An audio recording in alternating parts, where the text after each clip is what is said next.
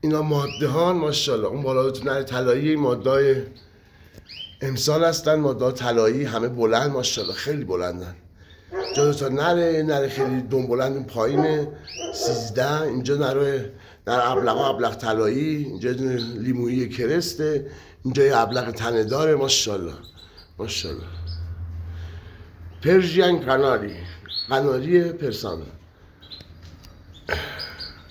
قناری پرشین ماشاءالله.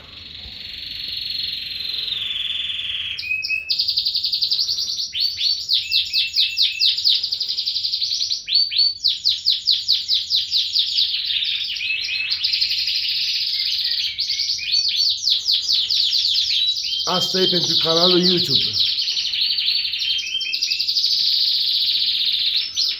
این فیلم برای کانال یوتیوب گرفته میشه.